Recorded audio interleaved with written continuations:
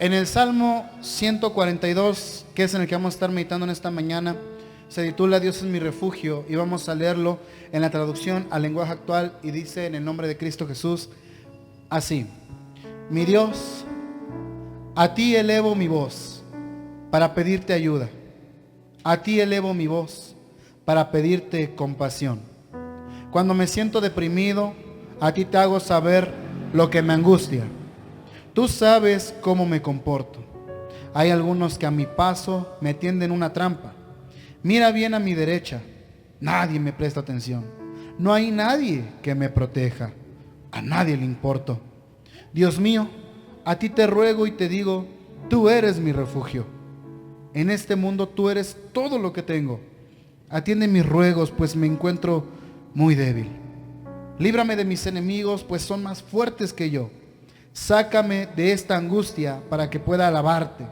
Al ver que me tratas bien, los justos harán fiesta. Hasta ahí, que el Señor añada bendición a Santa Palabra. Puede tomar asiento y le invito a que sigamos glorificando el nombre poderoso de nuestro Señor. Amén. En esta mañana el tema se titula Cuéntale a Jesús todo tu dolor. Amén.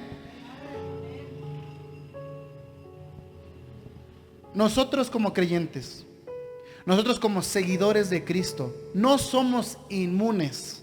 Óigame bien, no somos inmunes.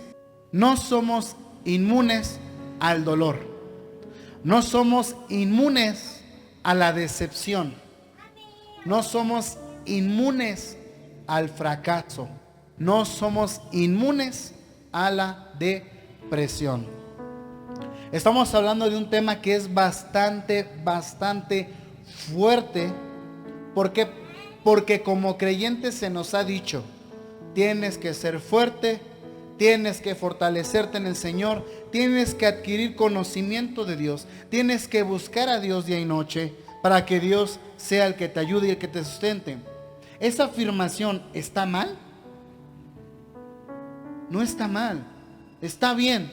Pero el detalle de nosotros como seres humanos es que somos débiles, que aún como creyentes, como seguidores de Cristo, tenemos bienaventuranzas. Una de las bienaventuranzas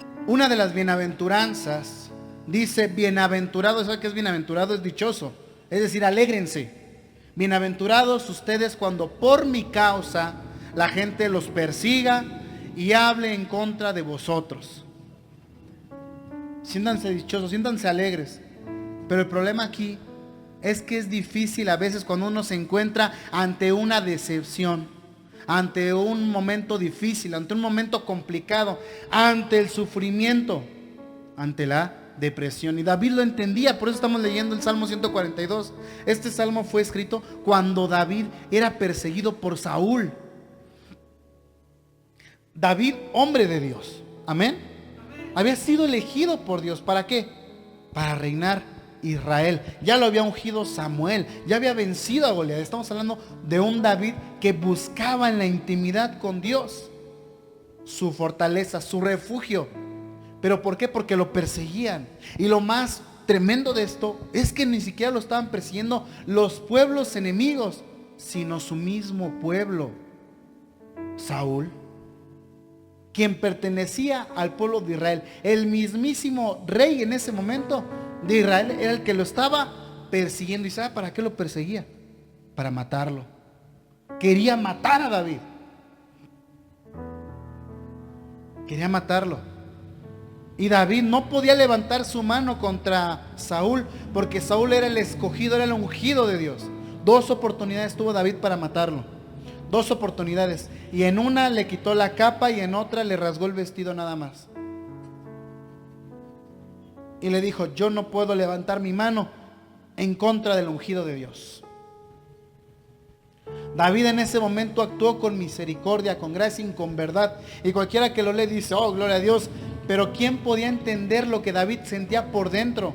No podía vivir en su casa, no podía estar en su patria, porque se veía acorralado. Le tendían trampas, querían perseguirlo, querían matarlo. No podía ir a los pueblos vecinos porque decían, tú eres el que derrotó a Goliat, tú eres el del pueblo que tiene un Dios invencible. A ver si sí es cierto. Y Dios llevó a David a tal extremo que David tuvo que hacer locuras para sobrevivir. Cosas que solamente Dios le permitió a David por el enorme corazón y la enorme compasión. Y cómo se derramaba ante Dios cuando hablaba. Aquí le está diciendo, mi Dios, ¿qué dice? A ti elevo mi voz. A ti elevo mi voz. ¿Para qué? Para pedirte ayuda. Estamos en el primer versículo. Para pedirte ayuda. Dios mío, ayúdame. Pero David te está ayudando. Sí, Dios mío, pero ayúdame. Nada impide que yo pueda decirte cómo me siento, cómo estoy por dentro. Me siento derrotado, abatido. Parece ser que no tengo futuro. Parece ser que todos están en mi contra. A ti elevo, mi Dios, mi voz, para pedirte compasión. Y ahí viene lo tremendo. Cuando me siento deprimido,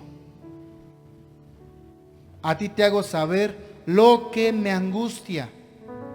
Cuando me siento deprimido, ¿a quién? A Dios. Hay que hacerle saber lo que nos angustia. Tú sabes cómo me comporto. Hay algunos que a mi paso me tienden una trampa. Mira bien a mi derecha, nadie me presta atención. No hay nadie que me proteja. A nadie le importo. Imagínense cómo se sentía David. Que a nadie le importaba. Estaba en depresión. ¿Cómo es posible que el hombre conforme al corazón de Dios se encuentre en depresión? Cualquiera puede decir, pues qué onda con él, ¿no? ¿Qué pasa ahí? ¿Por qué Dios permite que su siervo pase por esto? Nadie lo sabía. Solamente Dios. ¿Para qué? Para que David pudiera tener compasión y en el futuro, cuando él fuera rey, no cometiera los errores que cometió Saúl. Porque él ya tenía la promesa, pero él no iba a tomar el reino por su propia mano. No. Él sabía que lo que Dios le prometió, Dios se lo iba a dar. En nuestra vida, hermanas, es una lucha, es una complejidad tremenda. Que levante la mano quien no ha sufrido un desaire, un desánimo, momentos difíciles de angustia y de dolor. Aún aquí en la obra de Dios pasa y suele pasar esto. Solamente les pido, no dejen que la obra de Dios se derrumbe. Ni la iglesia, ni la obra que Dios está haciendo en su vida, en sus corazones. No se imaginan tremenda bendición que siento cuando ustedes no saben lo que uno pasa. Cuando no tenemos a veces para comer y lo que hemos comido, tortilla con sal y agua. Ir a buscar al mercado allá a ver qué podemos encontrar. Y de repente pasar y ver a mi hermanita y decir, hermanita, bendiciones. Y que la hermanita sienta en su corazón darnos una tortilla, hermanas. Oh. Si usted estaba en esa situación puede entenderme. Si no ha estado, aunque llore, aunque patalee, no me va a entender. No sabe lo que es necesidad. Pero si me entiende, sabe lo difícil que es a veces vivir complejamente. Y todo lo peor, ser apuñalado, ser apuntado. Es que tú le sirves a Dios. Tú lees la Biblia. Lo que pasa es cómo es posible. Tú eres el que predica, tú eres el que canta, tú eres el que se congrega, tú eres la que se reúne y mira nomás, andas dando lástimas. ¿Cómo es posible que Dios, no es que Dios no te quiera ahí? Ya no vayas a la iglesia, ya no leas la Biblia. ¿Para qué? Estabas mejor antes. No, el Señor reprenda todos esos pensamientos, todos esos. El Señor reprenda todas esas iniquidades que tratan de contraponer nuestra convicción y nuestra fe delante de Dios. ¿Qué hay que hacer? El título de hoy: cuéntale a Jesús tu dolor. Sí, ahorita yo vengo y puedo testificar y decir, hermanas, yo he visto la gloria de Dios. Decirles que sé lo hermoso y la bendición que es cuando Dios te da, y también la bendición que es cuando Dios no te da. Llegan momentos como David. Y a veces uno se pregunta, dice, ¿por qué, Dios mío? ¿Por qué a mí, que voy a ser el rey? ¿Por qué yo, que salvé a la nación de Israel después de haber peleado contra Goliat? ¿Por qué a mí? ¿Qué le dijo el Señor? Nada. El Señor guardó silencio. ¿Por qué? Porque ya se lo había dicho: David, tú vas a reinar sobre mi pueblo. ¿Qué más quería David? ¿Que lo volviera a repetir el Señor lo mismo? Para algunos es necesario, pero Dios con David sabía que para David no era necesario repetírselo. Y todo lo contrario. Saúl, de esa manera, actuando en contra de David, estaba demostrando que Dios se había apartado de él. Dios se había apartado de Saúl. Tremendo. Siendo hombre escogido por Dios para reinar, ser el primer rey de Israel, del pueblo escogido de Dios, haber profetizado, haber sido utilizado por Dios para sacar a ciertos pueblos, naciones y poder tener dominio sobre la tierra prometida, se alejó de Dios. La desobediencia de Saúl fue tremenda. Tremenda desobediencia de Saúl. Por la desobediencia de Saúl trajo la iniquidad a su vida. Pudo haberse arrepentido y haber actuado diferente, pero él iba de mal en peor. ¿Por qué? Porque decía: yo soy el rey, yo soy el escogido de Dios, no puedo equivocarme. No puedo equivocarme, soy el escogido de Dios. No, David mismo dice: ando en depresión, Señor, ayúdame, estoy pasando la difícil, ya no puedo. David no tenía ni cómo tomar agua. Llegó con sus hombres y les dice: ay, tengo sed. Y sus hombres dándole agua de los charcos que encontraban en el desierto. No más que tremendo. Charcos de agua. Pero había hombres que compartían el sentir de David, que eran tocados por Dios.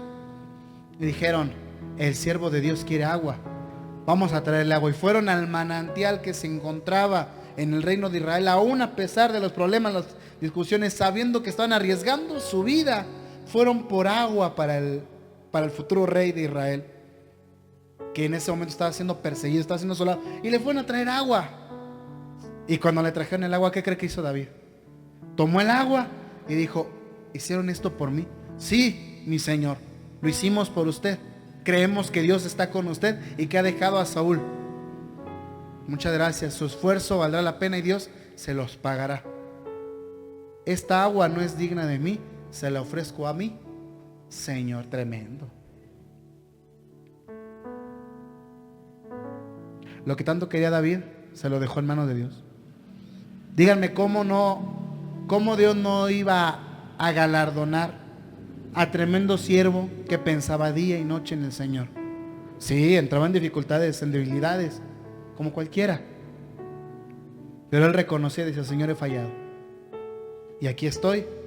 Si he fallado, repréndeme. ¿Qué fue lo que pasó con Betsabé, no? ¿Sí fue Betsabé? Que mató a su hijo el Señor, ¿no? Hay consecuencias. Cuando usted ha leído la historia de los hijos del rey David, hubo división, muerte. Muchos toman a David como un mal padre. No supo gobernar bien su casa. No, era consecuencias de lo que él mismo había sido propicio para su vida. ¿Cómo llamamos esto a la vida de hoy? En Juan, en su capítulo 5, aquí sí vamos a ir a la Reina Valera de 1960. Pasa un acontecimiento que cada vez que lo leo, yo no sé usted, pero el Señor toca mi vida, toca mi alma. Y yo sé que a pesar de todo hay esperanza en el Señor. Que a pesar de que haya adormecimiento espiritual, sé que Dios nos dará la victoria. Si a lo mejor el Señor dice: este lugar que ustedes han puesto para mí, no lo valoran, sé que Dios levantará un lugar, Dios levantará un nicho, un nido, un altar, donde saldrán adoradores, donde saldrán predicadores, donde podremos gozarnos. Yo creo que Dios está preparando la tierra.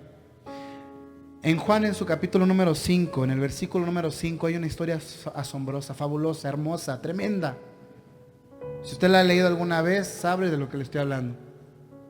Y si no, le acompaño y le invito a que lo lea conmigo. Dice en el Evangelio de Juan, en su capítulo 5, en el versículo 5, que había un hombre que hacía 38 años que estaba enfermo.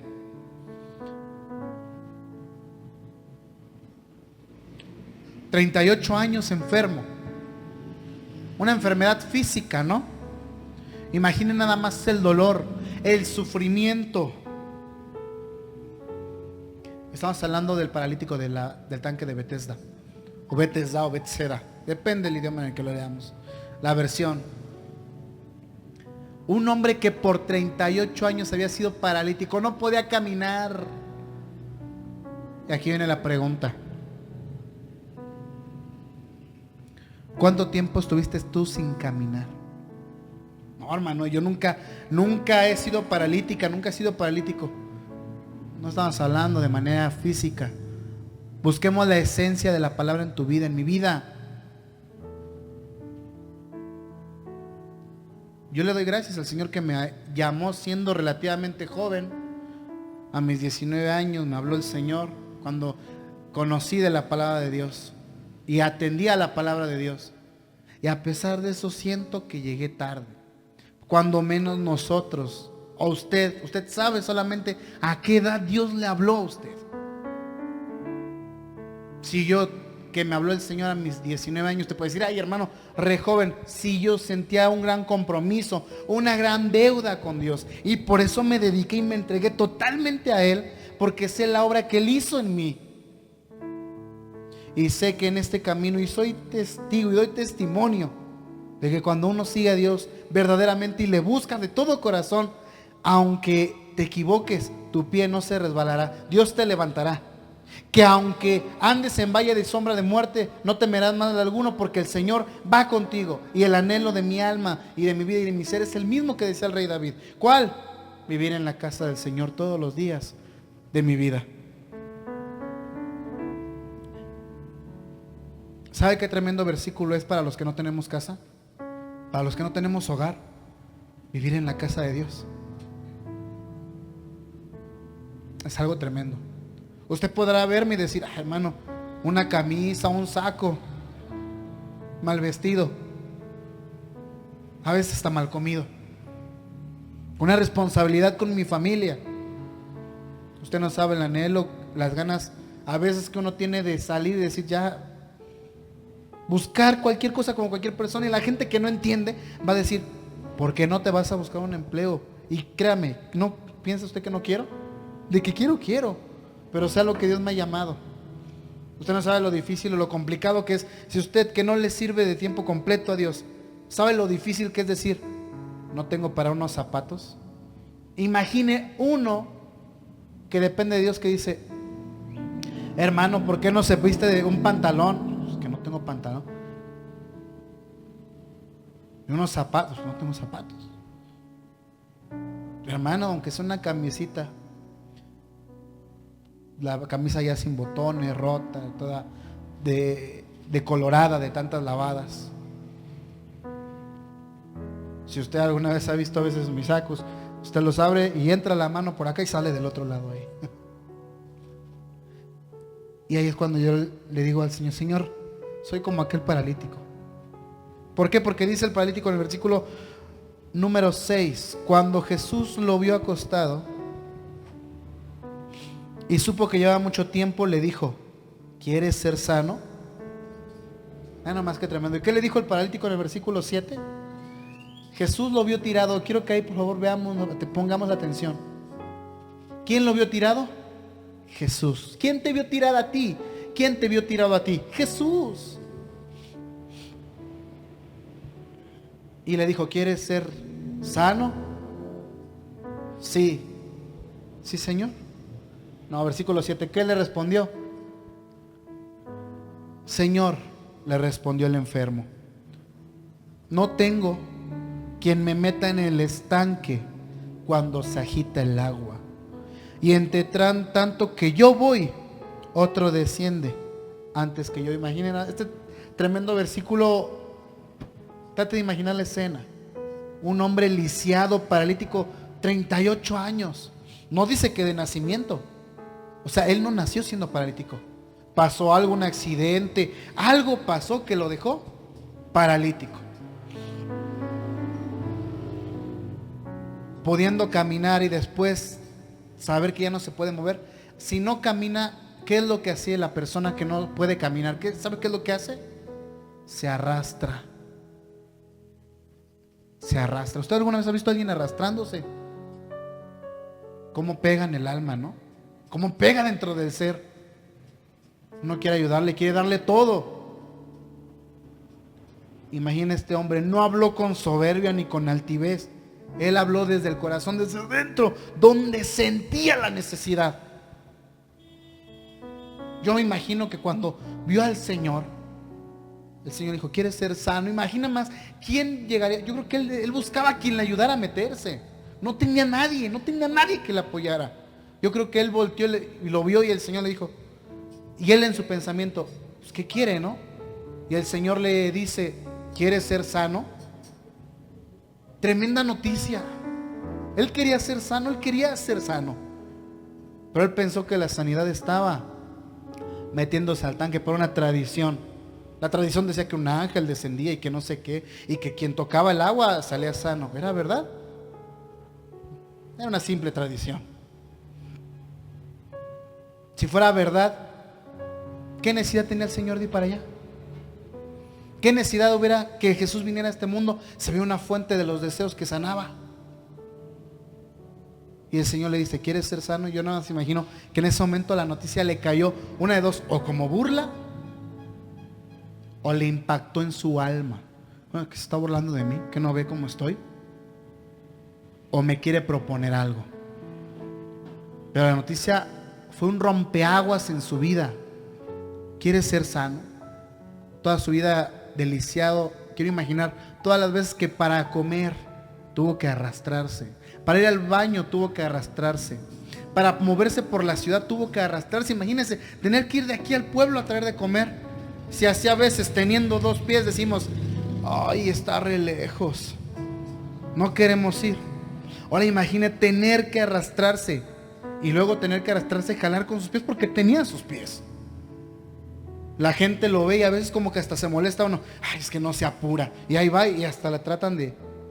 nadie entendía su dolor, nadie entendía su enfermedad, solamente el Señor. Y quiere ser sano y voltea y lo ve y dice, quiero ser sano. Señor, no hay nadie que me meta en el estanque cuando se agita el agua. No hay nadie, estoy solo, Señor. No hay nadie. Y cuando veo que empieza a revolotear el agua, porque ya llegó el ángel, ¿verdad? La tradición, yo rápido agarro y trato de prepararme y me arrastro y cuando ya voy a llegar, alguien se adelanta, alguien que sí puede caminar, Señor, y me gana.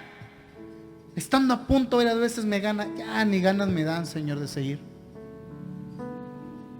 Versículo número 8. Antes de que Jesús dijera esto, ¿qué hizo este paralítico? Le contó a Jesús su dolor. Recuerda el tema, cuéntale a Jesús tu dolor. Él le contó a Jesús su dolor. ¿Cuál era su dolor? Señor, he vivido en mi vida arrastrándome como un perro atropellado, hoy decimos, ¿no? A veces sentimos lástima o compasión cuando vemos que un perrito lo atropellan y ahí anda el perrito, no arrastrándose, nomás decimos, pobre perrito. Ahora imagine con una persona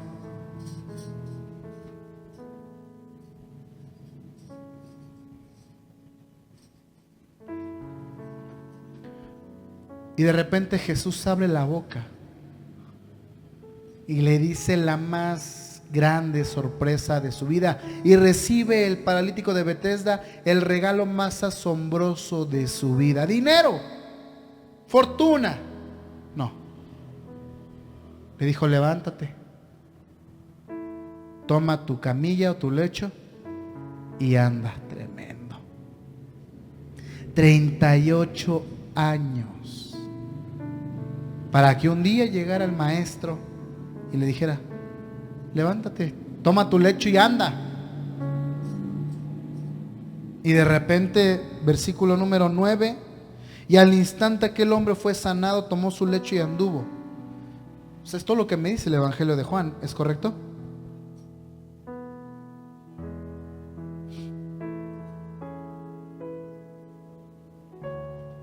Sí, amén, es correcto lo que están leyendo. Y al instante el hombre fue sanado. Quiero que imaginen más. Si usted estuviera en el lugar de este hombre, ¿qué haría? ¿Qué haría?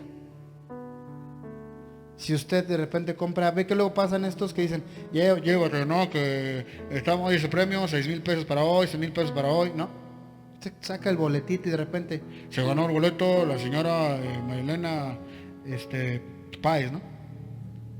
¿Qué diría la hermanita María? ¡Oh, me saqué el boleto! 6,000 pesos. ¿Así se lo ha ganado? ¿Sí? Ah, ay, ni sabía. Se lo ganó 6,000 pesos. Que la alegría que en ese momento, oh sí, 6,000 pesos. Pues imagina este hombre que no está recibiendo 6,000 pesos. Estaba recibiendo nuevamente el poder que ya no se iba a arrastrar en su vida.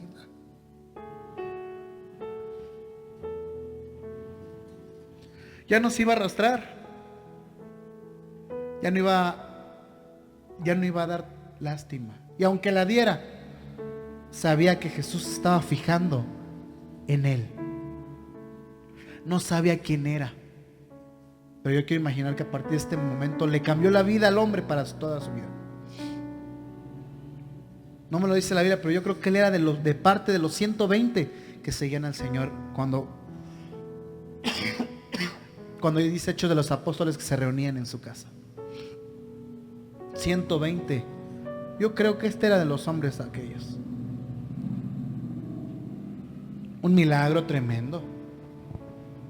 ¿Qué hizo el hombre? Le contó a Jesús su dolor. Dice, 2 días después salió de ahí Jesús, estaba en Samaria,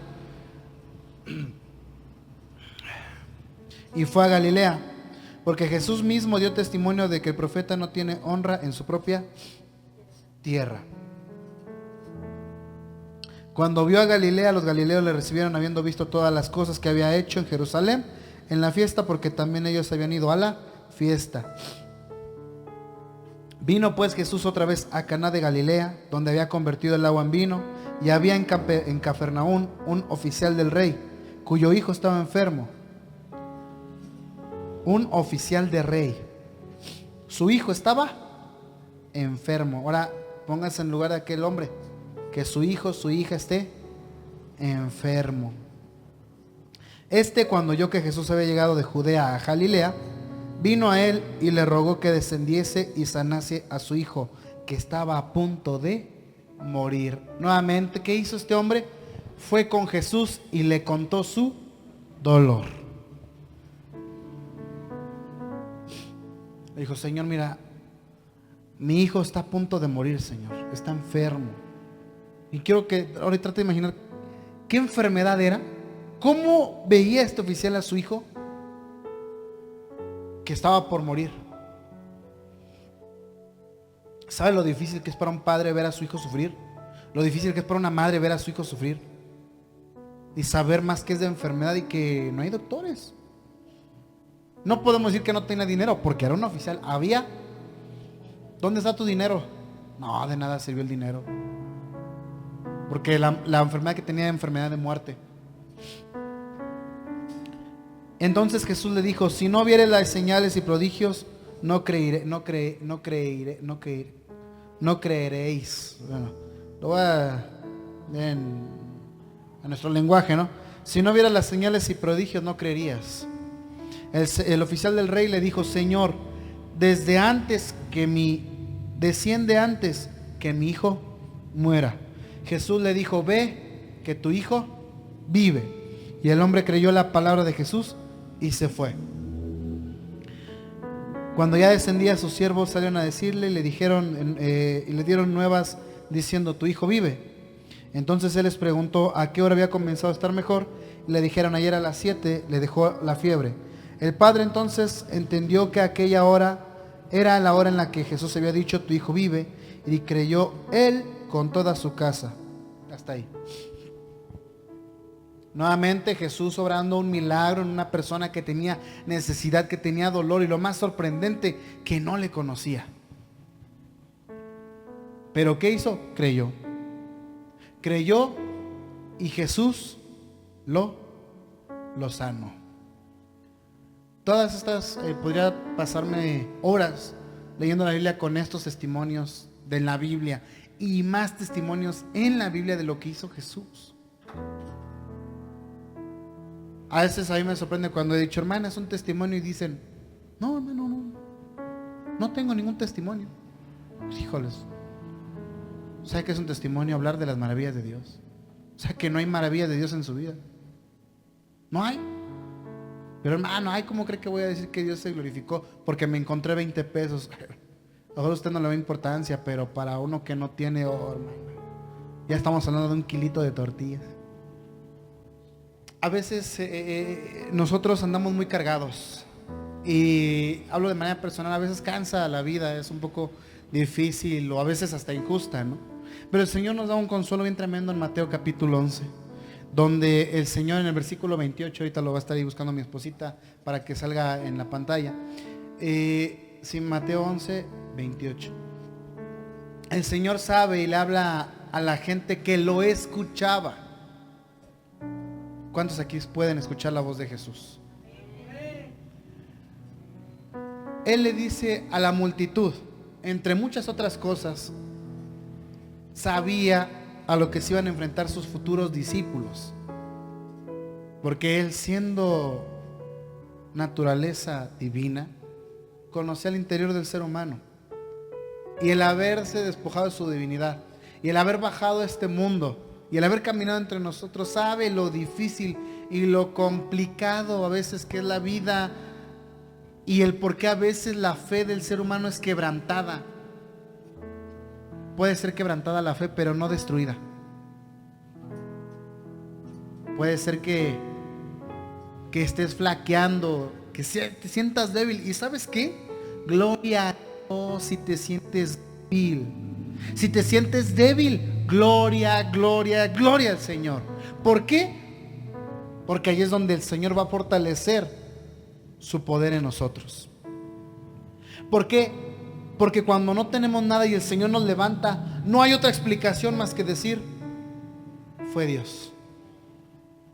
Porque si nosotros nos levantáramos por nuestros propios medios, nos jactaríamos y diríamos, es que me esforcé. Como mucha gente lo dice, salí adelante porque me esforcé, porque no me dejé caer. Sí, pues es que exactamente. Nosotros no, nosotros dependemos de Dios.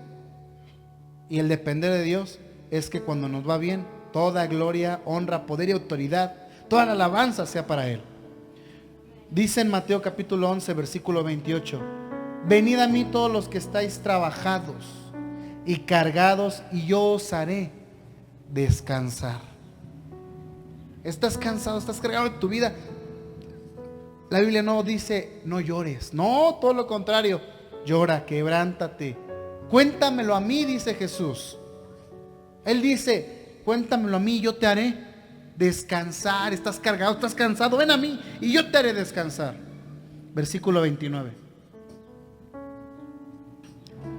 Lleven mi yugo sobre ustedes y aprendan de mí, que soy manso y humilde de corazón, y hallaréis descanso para sus almas. Sean como yo, dice.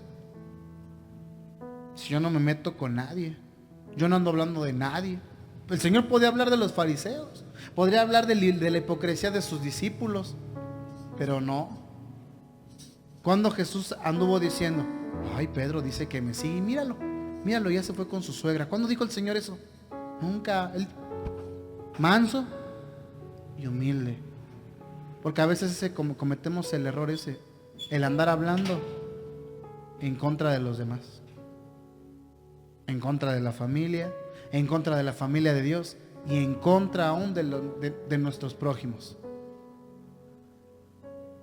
Si aún el arcángel Miguel, cuando peleó con Moisés, nunca le dijo, tú dejaste el cielo, nunca le dijo a Satanás, tú dejaste el cielo, ¿para qué abundar? No, nunca le dijo así, nomás dijo, el Señor te reprende. Yo no voy a proferir juicio, nada que sea Dios hablando contigo.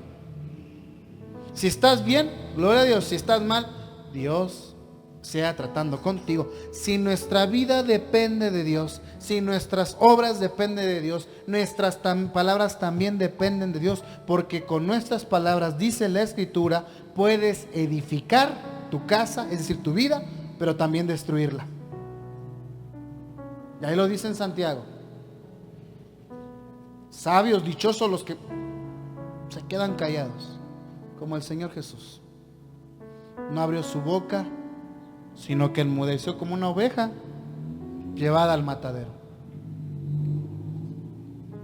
Si el ser humano a veces fuéramos mudos, uy, hermano, nuestros pecados bajarían harto. Nuestra lista de pecados sería bastante baja. Terminamos con el versículo número 30 y dice en el nombre de Jesús así. No, versículo 30. Porque mi yugo es fácil y ligera mi carga. Y sí es cierto. Su yugo es fácil, su carga es ligera. La carga que está complicada es la carga del mundo. Es una carga muy pesada.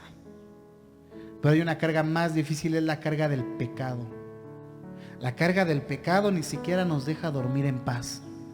Ni siquiera nos hace poder ver a la gente a los ojos, ni confiadamente, ni decirles, ni proponerles nada, porque sabemos que estamos haciendo las cosas mal.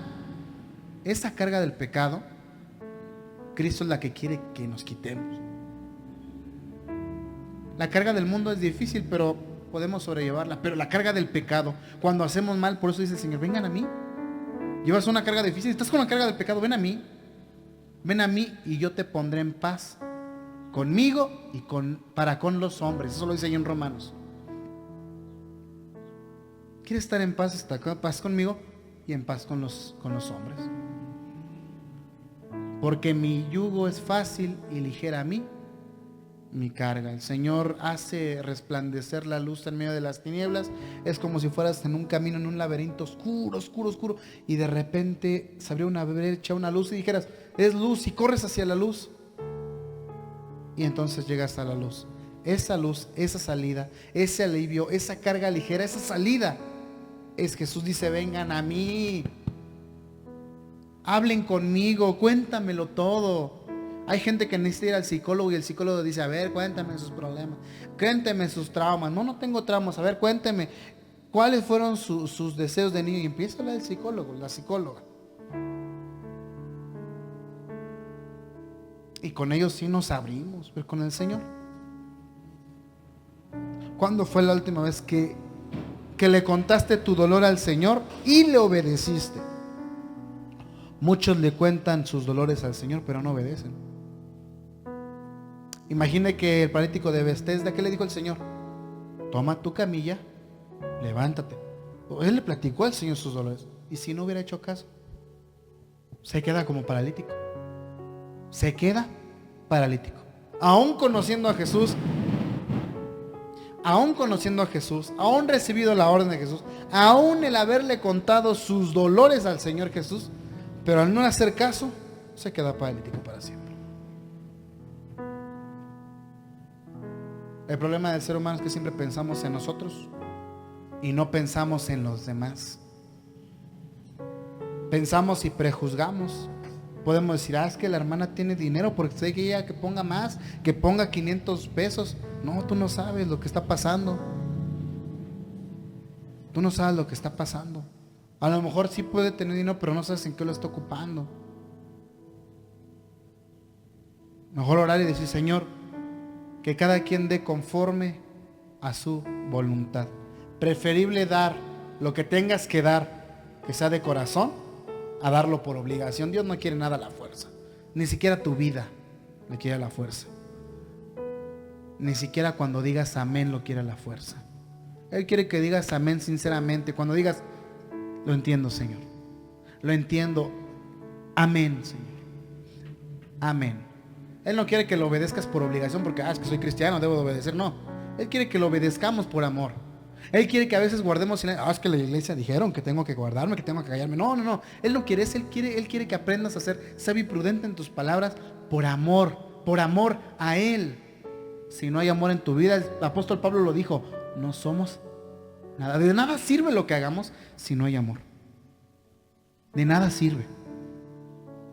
Aún aunque tengamos problemas entre nosotros como hermanos, malos entendidos, si hay amor, va a pasar como los niños chiquitos. Ustedes lo ven. Los niños chiquitos, y lo he dicho varias veces y lo vuelvo a decir, se enojan, se pelean entre ellos. A los 5 minutos ya están jugando, como si no hubiera pasado nada. Y nosotros no, nosotros nos las hace alguien, me las hace, ni le hablo, vamos al mercado y lo volteo a ver. Y la otra persona no me volteó a ver, es porque de seguro, y empezamos, uno no lo ve y el otro también peca porque empieza a hablar. No, pues si no te vio, pues gloria a Dios. Gloria a Dios si no te vio. Nosotros ya no somos como antes, no debemos de ser como antes. Pero no por obligación, sino por amor. Es que me pesa seguir al Señor. Sí, pesa, es difícil porque seguimos estando en la carne. Mientras más metidos estemos con el Señor, un poco más fácil se hace. No le voy a decir que es totalmente fácil porque le estaría mintiendo, pero sería un poquito más fácil. Un poquito más fácil. ¿Por qué? Porque traeríamos el yugo del Señor, que es fácil, y la carga ligera del Señor. Podríamos hablar con el Señor y decirle: Señor, gracias. Gracias porque aunque sea hoy, Señor, me diste un vaso de agua. El día de hoy, Señor, me puede comer una manzanita, una naranja. Y cuando nosotros entendamos la esencia del Señor, estoy seguro que la obra va a empezar a dar sus frutos. ¿Por qué? Porque de nada sirve que venga más gente aquí si vamos a empezar a juzgar, si vamos a empezar a hablar, vamos a empezar a decir. De nada sirve. De nada sirve que venga gente para que digamos: ay, los hermanos, nada más vienen los... Y gloria a Dios, ¿no? Nosotros, nuestro deber no es con la gente que no está acostumbrada a nuestro ritmo. ¿Qué tenemos que hacer? Pues gloria a Dios, hay que invitarlos a que vengan. Hay que orar por ellos. ¿Por qué? Porque es fácil hablar de los demás, pero cuando hablan de nosotros, ¿cómo nos sentimos? Feos, ¿no? Dice la Escritura: traten a los demás como quieran ser tratados. Esa es la base de todo. Trata a los demás como quieres ser tratado. Es que quiero que me respeten. Trata con respeto. Quiero que sea serio. Trata con seriedad. Es que me gustaría también ser bromista. Es que no puedo confiar con la hermana. Pues también tú empieza a confiar con ella. ¿Quieres que confíen en ti? Que empieza a confiar en los demás. ¿Quieres que la gente no le... es que no me importa si hablan o no hablan de mí? Pues que si no te importara, ni siquiera le prestarías atención. No hables de los demás. Es que nuevamente lo que dijo el Señor: cuéntame a mí tus dolores. De nada sirve que usted venga y me cuente a mí sus dolores si usted no se los contó primero a Dios. De nada sirve que vengamos, busquemos del Señor y saliendo de aquí volvamos a caer en lo mismo. De nada sirve. Pero ¿sabe cuándo va a cambiar eso? Porque yo sé que entiendo que a veces puede usted decir: es que hermano, no entiende usted lo difícil que es salir de aquí y enfrentarse al mundo, enfrentarse a los problemas, enfrentarse a mi familia, donde con mi familia más trabajo me cuesta dar testimonio. Sí, yo sé que cuesta trabajo. El mismo Señor, si usted lo lee, dice que Él en Galilea dijo: nadie es profeta en su propia tierra. Por eso el Señor, y a veces no sé si usted lo ha visto o va a decir, la gente tiene un excelente concepto de nosotros, y mejor los que no son de nuestra familia.